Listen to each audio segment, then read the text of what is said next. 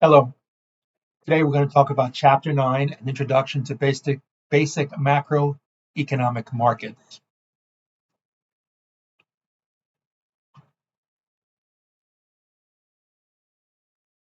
A model is like a roadmap. It illustrates the interrelationships, and we'll use this circular flow of output and income between the business and household sectors to illustrate macroeconomic interrelationships.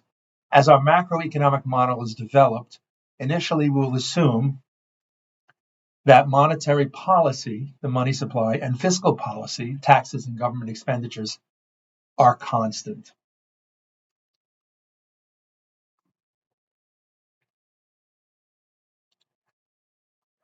Four key markets coordinate the circular flow of income. We have the goods and services market, we have the resource market, we have the loanable funds market, and the foreign exchange market, also known as Forex. In the goods and services market, businesses supply goods and services in exchange for sales revenue. Households, investors, governments, and foreigners, net exports, demand goods. In the resource market, a highly aggregated market where business firms demand resources and households supply labor and other resources in exchange for income. Loanable funds market, it coordinates the actions of borrowers and lenders. The Forex market, it coordinates the actions of Americans who demand foreign currency in order to buy things abroad, and foreigners that supply foreign currencies in exchange for dollars so they can buy things from Americans. In the circular flow diagram, we have the four key markets coordinate the circular flow of income. And we have it here. The resource market coordinates actions of businesses demanding resources and households supplying them in exchange for income. The goods and services market coordinates the demand for and supply of domestic production, GDP. In the Forex market, it brings the purchases, imports from foreigners into balance with the sales exports, plus the net inflow of capital to them. And then the loanable funds market brings net household savings and net inflow of foreign capital into balance with borrowing of businesses and governments. Aggregate demand for goods and services. Aggregate demand, or AD curve, it indicates the various quantities of domestically produced goods and service purchasers are willing to buy at different price levels. The AD curve slopes downward to the right, indicating an inverse relationship between the amount of goods and services demanded and the price level. In the aggregate demand curve, we can see it's downward and it's rightward facing, as illustrated here. When the general price level in the economy declines from P1 to P2, the quantity of goods and services purchased will increase from Y1 to Y2. Other things constant, a lower price level will increase the wealth of people holding the fixed quantity of money. It will lead to lower interest rates and make domestically produced goods cheaper relative to foreign goods. Each of these factors tends to increase the quantity of goods and services purchased at the lower level. Why does the aggregate demand curve slope downward?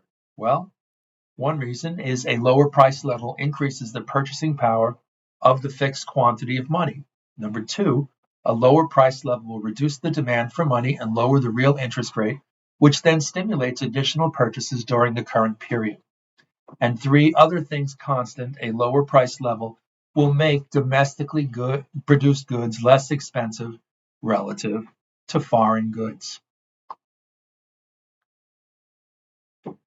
When considering the aggregate supply curve, it is important to distinguish between the short run and the long run.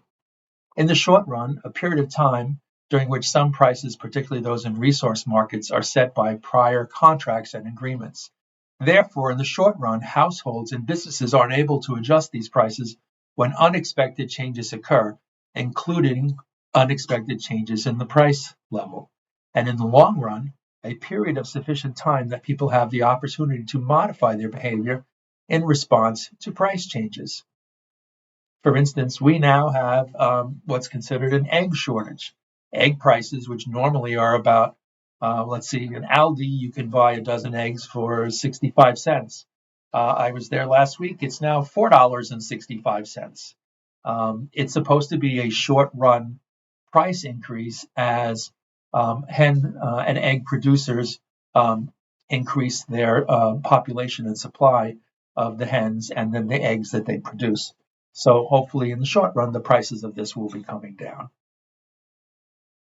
The short-run aggregate supply, or SRAS. The short-run aggregate supply curve indicates the various quantities of goods and services that domestic firms will supply in response to changing demand conditions that alter the level of prices in the goods and services market. The SRAS curve slopes upward to the right. The upward slope reflects the fact that in the short run, an unanticipated increase in the price level will improve the profitability of firms. Firms respond to this increase in the price level with an expansion of output. In the short-run aggregate supply curve, the SRAS shows the relationship between the price level and the quantity supplied of goods and service producers. In the short run, firms will expand output as the price level increases because higher prices improve profit margins, since many components of costs will be temporarily fixed as the result of prior long-term commitments. Make sense? I think so. In the LRAS, it indicates the relationship between the price level and quantity of output after decision makers have had sufficient time to adjust their prior commitments where possible. LRAS is related to the economy's production possibilities constraint. A higher price level does not loosen the constraints imposed by the economy's resource base, level of technology, and the efficiency of its institutional arrangements. Therefore, an increase in the price level will not lead to a sustainable expansion in output. Thus, the LRAS curve is vertical. The long-run aggregate supply curve, a higher price level will not expand an economy's rate of output. Once people have time to adjust their long-term commitments, resource markets and costs will adjust to the higher levels of prices and thereby remove the incentive of firms to continue to supply a larger output. An economy's full employment rate of output, YF, we have here, the largest output rate that is sustainable, is determined by the supply of resources, level of technology, and the structure of the institutions. These factors that are insensitive to changes in the price level, hence the vertical LRAS curve. Questions for thought. What is the circular flow of income? And what are the four key markets of the circular flow model? Number 2, why is the aggregate demand curve for goods and services inversely related to the price level? What does this inverse relationship indicate? Number 3, why are the major factors that influence the quantity of goods and services a group of people can produce in the long run? And lastly, why is the long-run aggregate supply curve, LRAS, vertical? What does the vertical nature of the curve indicate? Number 4, why does the short-run aggregate supply, SRAS curve, slope upward to the right? What does the upward slope indicate? And number 5, if the prices of both A, resources, and B, goods and services increase proportionally, will business firms have a greater incentive to expand output? Why or why not? Equilibrium in the goods and services market.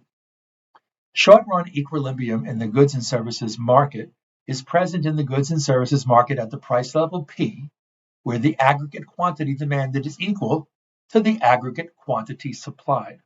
This occurs graphically at the output rate where the AD and the SRAS curves intersect. At this market clearing price P, the amount that buyers want to purchase is just equal to the quantity that sellers are willing to supply during the current period. Short-run equilibrium in the goods and services market occurs at the price level P, where AD and SRAS intersect, right here. If the price were lower than P, general excess demand in the goods and services market would push prices upward.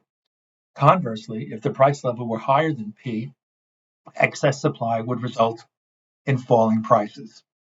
Long-run equilibrium in the goods and services market. Long-run equilibrium requires that decision makers who agreed to long-term contracts influencing current prices and costs correctly anticipated the current price level at the time they arrived at the agreements. If this is not the case, buyers and sellers will want to modify the agreements when the long-term contracts expire. Potential GDP is equal to the economy's maximum sustainable output consistent with its resource base, current technology, and institutional structure. The economy is operating at full employment, and actual rate of unemployment equals the natural rate of unemployment, and occurs graphically at the output rate where the AD, SRAS, and LRAS curves intersect. And again, this is long-run equilibrium in the goods and services market. I'm going to skip this one. Disequilibrium in the goods and services market, adjustments that occur when output differs from long-run potential. An unexpected change in the price level or rate of inflation will alter the rate of output in the short run. An unexpected increase in the price level will improve the profit margins of firms and thereby induce them to expand output and employment in the short run. An unexpected decline in the price level will reduce profitability, which will cause firms to cut back on output and employment. Here's some questions for thought.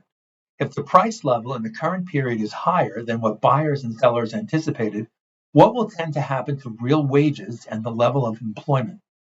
How will the profit margins of business firms be affected? How will the actual rate of unemployment compare with the natural rate of employment? Will the current rate of output be sustainable in the future? Number 2, why is an unanticipated increase in the price level likely to expand output in the short run, but not in the long run? You think it has something to do with quick profits? Here's the resource market. Demand for resources. Business firms demand resources because they contribute to the production of goods and the firm expects to sell and profit. The demand curve for resources slopes down and to the right. Households supply resources in exchange for income, and higher prices increase the incentive to supply resources. Thus, the supply curve slopes up and to the right. For equilibrium price, known as the market clearing price, equilibrium price brings the resources demanded by firms into balance with those supplied by resource owners. A resource price increase, the amount demanded by producers declines and the amount supplied by resource owners expands. In equilibrium, the resource price brings quantity demanded into equality with the quantity supplied, and the labor market is a large part of the resource market. Loanable funds market. The interest rate coordinates the actions of borrowers and lenders. From the borrower's viewpoint, interest is the cost paid for early availability. From the lender's viewpoint, interest is a premium received for waiting for delaying possible current expenditures into the future. The money interest rate is the nominal price of loanable funds. When inflation is anticipated, lenders will demand and borrowers will pay a higher money interest rate to compensate for the expected decline in the purchasing power of the dollar. The real interest rate is the real price of loanable funds. The difference between the money rate and the real interest rate is the inflationary premium. This premium reflects the expected decline in the purchasing power of the dollar during the period the loan is outstanding. So the real interest rate equals the money interest rate minus the inflationary premium. Suppose that when people expect the general level of prices to remain stable, a 6% interest rate brings equilibrium to the loanable markets fund. Under these conditions, the money and real interests will be equal. Here, it will be 6%. When people expect prices to rise at a 5% rate, the money interest rate will rise to 11%, even though the real interest rate remains constant at 6%. When loan inflation occurs, borrowers will be able to repay their loans with dollars that have less purchasing power. If the actual rate of inflation is greater than the expected, borrowers will gain at the expense of the lenders. If the actual rate of inflation is less than the expected, lenders will gain the expense of borrowers. When the inflation rate is accurately anticipated, the inflationary premium built into the nominal interest rate will fully compensate lenders for the reduction in the purchasing power of the dollar as the loan is repaid. Interest rates and the inflow or outflow of capital. The demand and supply in the loanable funds market will determine the interest rate. When demand for loanable funds is strong, real interest rates will be high and there will be an inflow of capital. In contrast, weak demand and low interest rates will lead to capital outflow. The Forex market. When Americans buy from foreigners and make investments abroad, outflow of capital, their actions generate a demand for foreign currency in the foreign exchange market. On the other hand, when Americans sell products and assets, including bonds, to foreigners, their transactions will generate a supply of foreign currency in exchange for dollars in the foreign exchange market. The exchange rate will bring the quantity of foreign exchange demanded into equality with the quantity supplied. Americans demand foreign currencies to import goods and services to make investments. Foreigners supply their currency in exchange for dollars to purchase American exports and undertake investments in the United States. The exchange rate brings quantity demanded into balance with the quantity supplied and will bring imports plus capital outflow into equality with exports and capital inflow. Capital flows and trade flows. Equilibrium in the foreign exchange market. When equilibrium is present in the foreign exchange market, the following relation exists. Import plus capital outflow equal exports plus capital inflow. The relationship can be rewritten as imports minus exports equal capital inflow minus capital outflow. The right side of this equation is called net capital inflow, and net capital inflow may be positive or negative. The left side of the equation is called the trade balance. When imports exceed exports, a trade deficit occurs. If instead exports exceed imports, a trade surplus is present. When the exchange rate is determined by market forces, trade deficits will be closely linked with the net inflow of capital. Conversely, trade surpluses will be closely linked with the net outflow of capital. When a country's exchange rate is determined by market forces, the size of the net inflow of capital and trade deficit will be closely linked. Notice in this graph that when the United States has experienced an increase in net capital inflow, its trade deficit has increased by a similar magnitude. A trade deficit reflects an inflow of capital, borrowing financial capital from foreigners. Are trade deficits bad? It depends. If borrowing is channeled into productive investments, it will increase the productivity of Americans and lead to higher future income. However, if borrowing from foreigners is used either in an unproductive fashion or in order to increase current consumption, it will reduce future income. Recently, a large portion of the capital inflow to the United States has been used to finance federal budget deficits. This borrowing has facilitated high levels of federal spending without having to levy equivalent taxes. As a result, current consumption has been higher, investment lower than would otherwise have been. Borrowing of this type reduces the rate of capital formation and slows growth. A family with financial problems cannot solve them by borrowing more in order to maintain its current level of consumption. Neither can a nation. Long-run equilibrium. When the macroeconomy is in long-run equilibrium, the interrelationships among the four key markets must be in harmony.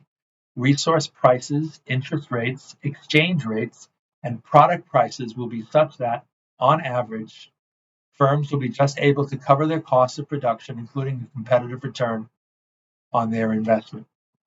Questions for thought.